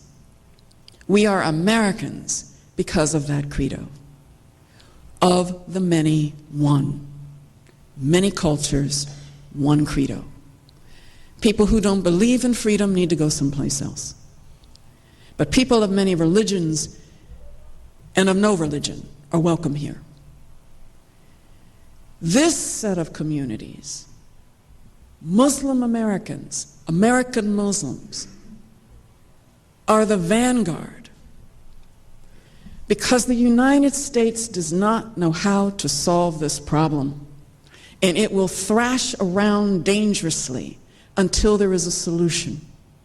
And one of the things that I ask you, with great humility I ask you, is to put our heads together to come up with the solution, because the next time this country gets hit on its soil, as London got hit, that will be when the real dangerous period starts. because nothing that they've done works. They have done nation-state war. They have tried to go after the people they have identified by name as belonging to extremist terrorist groups. They don't have the information, they don't have the relationships, they don't have the human intelligence. As I said to my FBI friends, two of them, I was debating this with them, I said, what are you talking about? You can't even figure out with homegrown Negroes who's who. You can't figure out who's a gang member and who isn't, and we're your neighbors and relatives. How are you going to go to a country, you don't speak the language, you don't know a darn thing about the tribes, you have no concept of their history, and you're going to go there and tell who's who? Oh, get a grip. Time for a reality check. It's not going to happen. You can knock down all the doors in Baghdad, you are not going to figure out who's who. It's not happening. And in some of the mountain regions, even the Pakistani leadership and establishment can't figure out who's who. How in the world are westernized Americans who can't even figure out their own minority populations going to figure this out? They can't. And that's dangerous, because that means we must. And we've got to offer a solution that fights on the fronts that can be fought on and the United States is neglecting. If we don't come up with a solution that the American people can look at and say, you know what, this will get us there. This will pull the plug out of the ideology. This will win the hearts and minds. This will stop the alienation of youth. This agenda of alienation reduction, full inclusion, fluency amongst these different cultures, this agenda of hearts and minds, this agenda of what the battle for modern Islam looks like and how it can be won, can be the blueprint that can stop the next panic. Because when this country panics, it does stupid things. And when it does stupid things, the scapegoat group gets it. I don't want us to get to that point. So in addition to the agenda that has been laid out here, a very important agenda for reclaiming your youth, reducing the alienation, integrating, becoming more politically active, the thing that I fear also is that you don't have the political capital and you don't have the representation. You don't have your Praetorian Guard. When African Americans at the turn of the last century were just coming out and we were still facing black codes and Jim Crow, and my family faced lynching for opening up schools to teach ex-slaves how to read. When we had no political representation, no voice, we were subject to physical intimidation and a lynching campaign and outright murder, and states like Mississippi were run by terrorists. Terrorists are known as the Klan. They were the Attorney General and the Governor, and they ran all the courts. We could go nowhere. We had no courts. The only thing we had was our church, was our Christianity. And from there, we built a political base. But it took years and years. And it took court battles. You had a legal battle. You had a legal phalanx. You had a civic grassroots movement that took 50 years. And after World War II, and black soldiers came back after liberating Europe, and they came back and were told to sit in the back of the bus. They just had it. They said no more. And that was the beginning with our sports and our entertainment leaders like Harry Belafonte and Jackie Robinson. In every sector of American society, we had a group that was ready to carry the message that we are not second-class citizens, we are not ex-slaves, we are first-class Americans, and we're going to take our seat in the front of the bus. That movement had to have those civic institutions. You had to have your lawyers. You had to have your scholars, whom you have. But I want us to think seriously. Do you have enough of these other fronts fortified and staffed and ready to go? Because if we turn the next corner and this country panics because what it's been doing is not going to work and can't work on its face, we had better be ready to suggest what will. That is something that is frightening to think about. You can't do it alone. And it is our obligation as non-Muslim Americans to stand with you and to help you think this through and to build your connections so that you get so integrated into the fabric and so familiar that we non-Muslim Americans no longer look at you solely through the lens as post-11 threats. The United States, Americans barely know their own history. They're not going to know that you've been here for decades.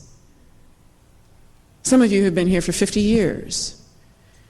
The Southern California Muslim American and Muslim immigrant community is at least 30 years old. But the larger society doesn't know you. They only know you from September 11th, 2001. And that is a tragedy, but it is the reality. To counter that is going to take an aggressive campaign that repositions Muslim Americans, American Muslims, and the immigrant communities that you are part of. It is going to take an aggressive campaign, but internally, you've got to agree on what that message is. And it's going to have to be done American style. And you're going to have to figure out how to get the translators. I'm spending time with you so that I can help you translate. And there need to be 150 of people like me who are willing to spend the time to understand how you want to be translated and how you want to be represented, because it's not up to me as to how that's done. It is up to you. I am suggesting that we get ready for after the next shoe drops. And it's going to take a unity of will. A lot of the things that we had the luxury of fighting over, we no longer have the luxury of fighting over. This is not a sociological or general integration discussion. This is a survival discussion. And as an attorney, I want my clients to understand that while you may not face that peril, you've got to get ready for it. You're already on your way. You have some terrific lawyers. They've been doing magnificent work. I'll never forget confronting the FBI guys. I said, okay, what were you thinking? Because their own Inspector General found that right after 9/11, 2 days after, the FBI were going through the streets of Manhattan looking for taxi drivers who looked Muslim. That was the state of their intelligence. It's in their own Inspector General report by Glenn Fine. It's just astounding, the stuck on stupid stuff that they did. That's what panic produces. They were panicked. They had no information. And what did they do? They went through the streets of Manhattan looking for taxi drivers who might look Muslim, which meant they were looking for turbans. They don't even understand Sikhs aren't Muslim. That's the kind of ignorance that is a dagger aimed at the throat of these communities. And I shouldn't say these communities, I should say our communities. Because if you are endangered, then I am endangered. And I'm putting this as part of the agenda and respectfully suggesting that we find a way to incorporate it, and your leaders are thinking along these lines. But I want to quicken the pace, get the action blueprint. The one thing I know how to do, I can be of no help in any religion discussion of any faith whatsoever. I am useless on that front. What I do know how to do is fight. I know how to fight, and I know how to survive. And I want to help you think through that blueprint. You are going to be the salvation of this country in this battle. It is this community that is going to have to lead the rest of this country and the rest of the Muslim world. You are the ones who can define Islam in a winning way that endangers no one, and yet pulls the jet fuel that is fanning the extremist and cult of destruction that is masking as Islam. This community, and I hate to lay this on you, just as the civil rights movement was laid on the shoulders of the intellectual elite and the religious elite of the African American community, and we had to create a vision and a strategy that pulled the plug on the terrorists who hanged us from trees. You are that community, not just for the United States, but for the entire world. And so it is with great humility that I lay this terrible burden on you that you already know you have. But I just wanted to take a moment today to frame it in its most stark terms. I want us to be ready. I want us to be able to talk to the United States in a way that will keep it from panicking and show it the real way of solving this set of dilemmas. And in the process, you will not only have led yourselves, but you will be leading this entire country.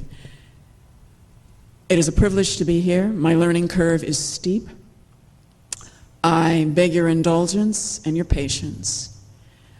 But my one message today is that the State of the Union of Muslim Americans is one of advancement and peril. And I want to be ready for both. Thank you. It's been an honor to address you.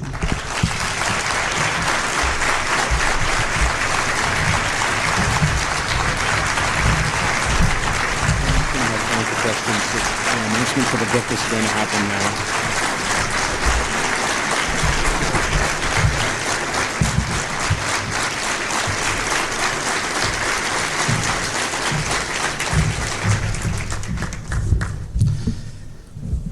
Thank you very much. Your suggestion is, as you know, already taken. You have been retained, and we don't pay, and you will be asked to pay. So we are, it is always a treat to listen to Constance, and she has been very true to every word she said. She's working very closely with us to achieve what she has been recommending. I have good news and bad news. The good news, no time for questions. The bad news, we will not cancel the time for lunch. But please submit your questions in writing and we'll find a way. I think, this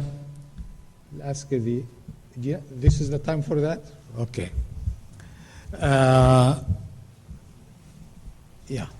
I'll ask Uzma to come, and Nair, Dr. Nair Ali. Is it?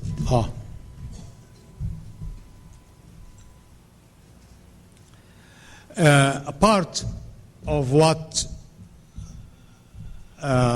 we heard from all the speakers really is the battle for the soul of Islam.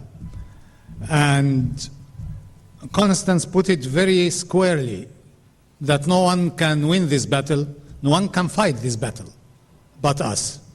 Part of that is this book that you will find out, and I'll ask those who contributed heavily to make this book a reality, Uzma and Nair Ali, to give you a few words about the book.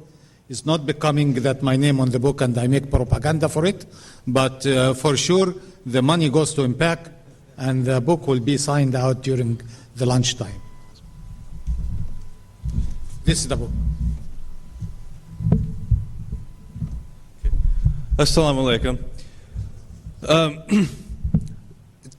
At the first MPAC convention, 2001, we had a noted human rights activist from Iran, Ibrahim Yazdi, who came to our convention and was the keynote speaker there. He was speaking about the human rights movement in Iran, and in private discussions with us, he said that there needs to be a Muslim champion, a Muslim voice for human rights. And he said that this has to be a Muslim voice based in Muslim sources, in a Muslim standard, not simply a copycat of Amnesty International or Human Rights Watch or the UN Universal Declaration of Human Rights, all of which are wonderful organizations and secular documents looking at human rights, but one that looks from a Muslim perspective.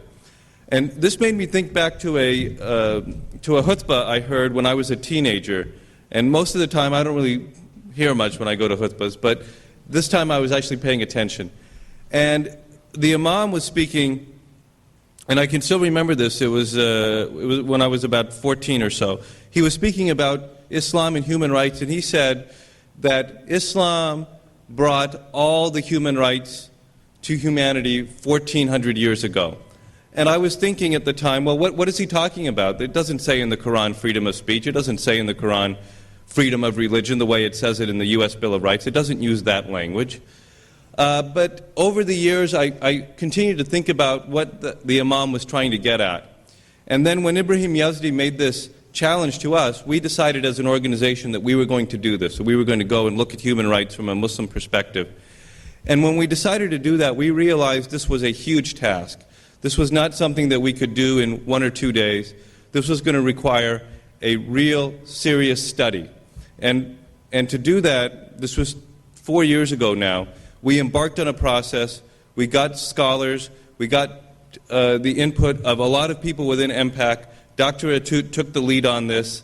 And over the last 4 years, we wrote a book that looks at all of these issues.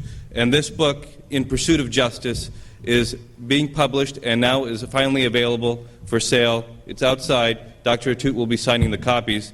I'm going to ask Uzma, who did much of the research, to make some comments about her involvement in this now. Thank you.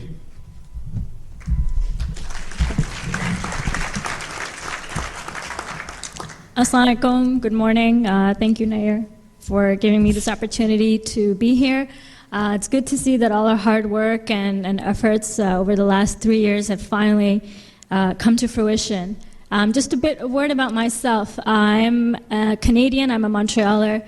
I'm an academic researcher currently with the Transcultural Research Unit affiliated with McGill. At the time that I first came to know about this project, I had just finished my master's in poli-sci from McGill, and I was affiliated with the Arab and Middle East Studies Institute there. I spent a year working with Nair, long distance, communicating by phone and by email primarily, and I didn't actually meet any of the MPAC members until the convention 2 years ago, right here. But we did the research. I did the research and the writing of the book, a complete first draft in the first 6 months, and then Nair and I continued to work together for revising and completing a second draft by the end of that year. Just two things about why I came to be involved with this. I was really intrigued by the questions that MPAC was asking at the time when I first heard about it. I think as progressive Muslims, we are still in the early stages of creating a body of literature, scholarly-based literature, that engages with historically defined notions of the relationship between Islam, the state, and the community. My understanding of the book was that it was meant to be a contribution towards this end, and I believe it does successfully achieve this, and I hope that once you read it, you'll all agree with us too. The other thing is that from my own research, which is focused on understanding how religion is used as a political tool to construct and deconstruct Muslim communities and societies, I saw the need and the importance to have a theoretical framework for human rights, an Islamically oriented theoretical framework, so that we can critique violations in Muslim countries and to be able to set up the argument and to support it using the Quran as our basis for our argument. Using the Quran, this leads me to sort of a third point about methodology and sources. And Dr. Maher and Jasser can speak maybe in more detail about that.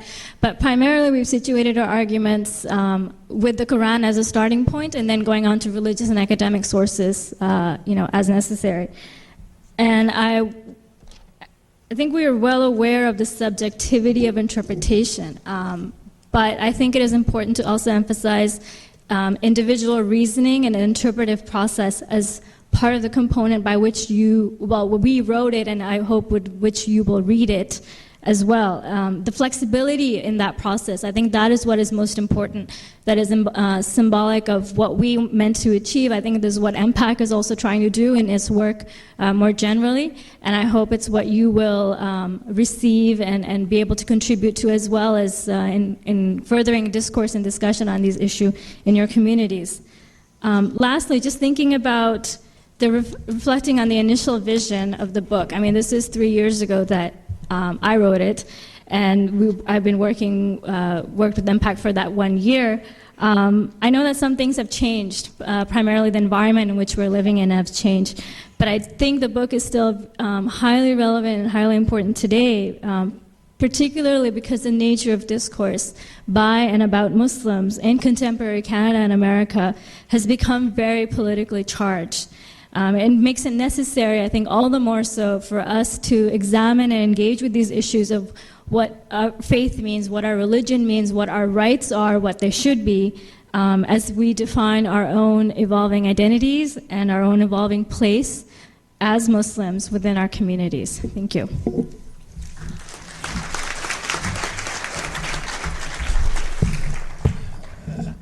Okay, so in short, this book is formed of 16 chapters, ended by a conclusion, and our approach was basically coming from our awareness that Islam, in its originality and the purity articulated in the Quran, could transform life completely within a time span of 30 years. This is when there was no telephones, taxi machines, jet flights, that thing, that BlackBerry, and all the things that reduces the time and the distance.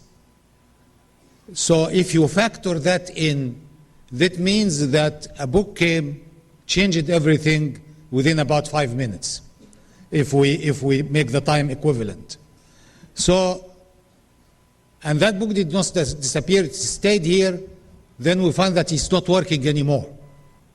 That actually was the nagging point. Why did it happen and it is not happening? And of course, the discovery will be very easy, that we are not taking Quran. We are taking how Sheikh so-and-so and Imam so-and-so sees the Quran. So it is a huge current of electricity that electrified the world, but now it stops at first transformer to reduce it to 120 watts, second transformer to 6 watts, last transformer to heat, no watts whatsoever. And so the challenge to the Muslim mind is to be able to rediscover the Quran directly. And so our methodology was to depend heavily on the Quran, respecting the Arabic grammar so that the interpretation does not become completely loose, and looking into wherever and whenever Prophet, peace be upon him, explained things. All other sources, a very rich heritage of exegesis, is respected and used, but is not binding. What is binding is, as Quran summarized in a very eye-opening verse, that the froth will be swept away and what is good for people will stay and last. أما الزبد فيذهب جفاء وأما ما ينفع الناس فيمكث في الأرض. So we look at the Quran as the father of Iqbal, the poet and philosopher and the founder of Pakistan, once told him, read the Quran as if it is revealed to you. So to rediscover that, to reconnect, to replug into the source without transformers was the challenge, and based on that we came with the issues that are nagging in our minds. The issue of rights of women that have been violated, the issue of rights of minorities that have been violated, the issues of rights of majorities that have been violated, and all the critical and somehow embarrassing issues that the traditional institution is avoiding, we decided to storm in. And just storming in is the major step, because it is an invitation for further literature, research, and work to be done from the American soil within that context to find our way around. The book is available, will be outside, and I hope that you like it. And if you don't, let us know also, because this itself is enriching. Thank you very much. Assalamu alaikum. The first copy of the book will go as a gift from MPAC to Constance Rice.